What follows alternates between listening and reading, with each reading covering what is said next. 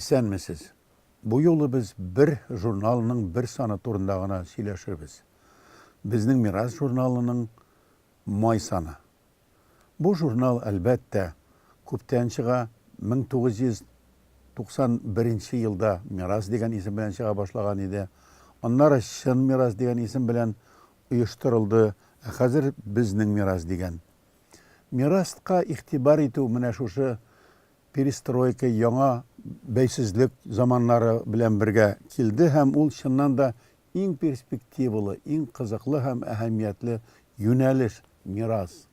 Халкыбызның мирасы, үзенең байлыгы, рухияты һәм халкыбыз яшәгән дәүләтләрнең байлыгы хәзерге бөтен Россиянең иң кыйммәтле байлыклары арасында.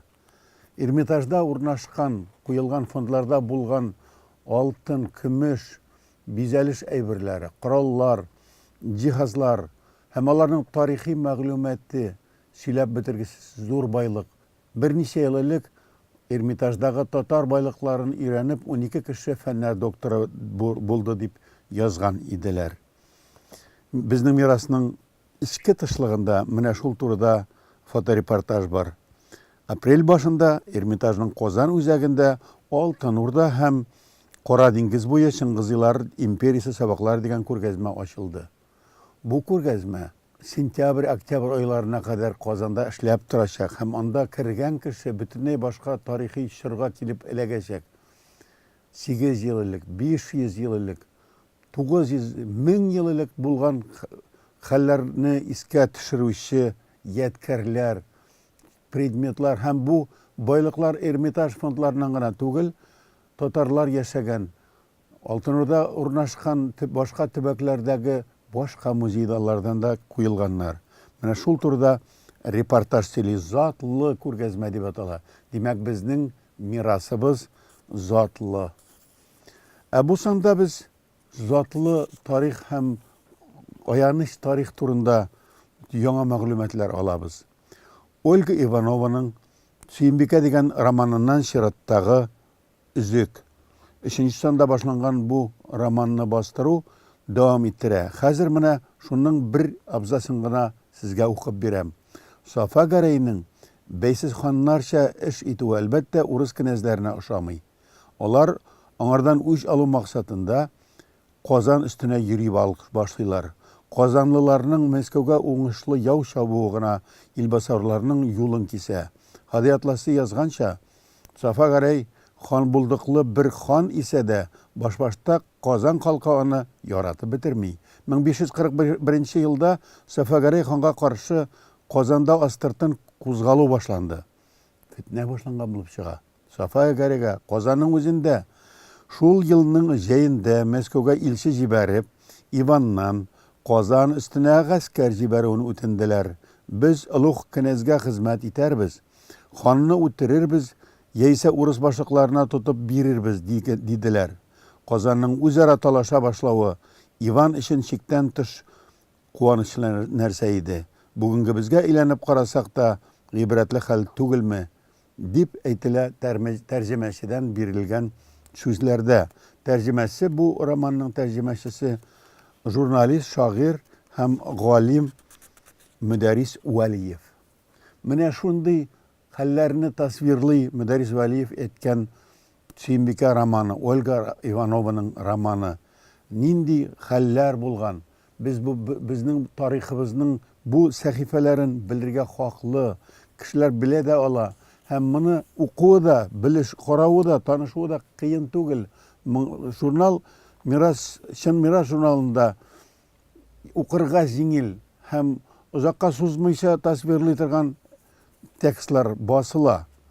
Чыннан да академик, тирән фәнни журналлар, басмалар була ул, ләкин гади халык, укымышлык ягыннан тигезрәк булган халыкка да игътибар итәргә туры килә һәм Чын Мираста, безнең Мираста нәкъ менә шундый әйберләр басылганда.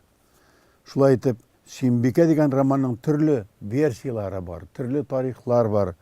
Әлеге Ольга Иванованың әсәре һәм Мөдәрис Вәлиев тәрҗемә иткән бу әсәр әлбәттә үзе бер дар-ул-фөнүн, үзе бер университет кебек һәм ул сәнгати ләззәт бирә торганда, тарихи күз Аллауны ача торганда нәрсә? Менә инде ачыш безнең мирас журналында. Хәзерге тормышны әлбәттә төрлечә бәяләргә була. Безнең мирасның тышлыгында рәссам Раул Нурмөхәммәтовның ишек алды дигән рәсеме куелган. Гади шәһәрдәге бер йорт ишек алдында үлән дә үскән бәбкә үләне, йортның почмагы да күренә, ишек төбендә бер татар абзые белән урыс бабайы сөйләшеп утыралар. Күңелле кебек түгел бу. Чыннан да гади тормыш, караңгы ишек алды һәм авыр дөньяның бер почмагы. Ләкин бу да мирас, чөнки бу шундый сәнгать әсәре. Һәм бу да матурлык, бу да замананы тасвирлый. Бу бабайлар да, мондый йортлар да хәзер юк инде. Хәзер сагынасы гына калды. Менә шундый почмакларны һәм шушы әсәрләрне, тарихны кыйммәтен аңлый торган кешеләр белән сөйләшүне сагынасы гына калды. Журналда Париж турында әйтелә. Беләсезме? Парижда Сабантуй булганга ак иттеләр, кемнәрдер сокланды, күбрәкләр ничектер яман сулап, нишләп ул кемнәрдер акча әрәм итеп Парижда йөри, татарча биеп Сабантуй уйнап диләр. Ә бит Парижга бару, Европа ортасында милләтне күрсәтү һәр вакытта дәрәҗәле эш булган. 1925 елда Парижда зур күргәзмә булган, СССР тарафыннан яңа ачылган. Анда СССРның Франциядагы елчесе Леонид Красин һәм Франциянең президенты Гастон Думерк катнашкан. Һәм менә шушы күргәзмәдә татар сәнгатенә, татар кулланмаларына багышланган күргәзмәдә куелган. Анда 40тан артык әсбәп куелган. Анда калфаклар да, бизәнү әйберләре дә, һәр хәлдә Франциягә килгән кешеләр шушы күргәзмәне караучылар Парижда татар милләтенең тарихы белән кызыксынганнар, сокланганнар һәм бу чыннан да зур байлык булган. Безнең мираста менә шуны искә төшерәләр. Белергә кирәк. 100 ел элек ничек итеп татар сәнгате белән Парижны безнең бабаларыбыз яулаганнар. Журналда такталашыктагы ятимнәр йорты турында кызыклы хәбәр бар. Ә инде зиялы тарихи шәхесләр турында искә алганда, Мөгаллимә Бәгъбистан ханым Мөслимова нинди мәгърифәтче булган. Ул хәзерге Азнакай районы территориясындагы Мәндәй авылында туып үскән. Ул үзенең ире Губайдулла Рәдүди белән һәм остазы Фатиха ханым белән Ырымбурда татар кызларының мәктәбен ачып җибәргән. 1905 елда ачылган беренче кызлар мәктәбендә башта 15 кыз гына укыган. Аннары 3нче уку елында 117 кешегә җиткән. 10 ел дәвамында шушы мәктәптә 1212 кыз бала укыган. Кем биргән акча? Кем биргән укытучылар? Нинди шәхесләр булган?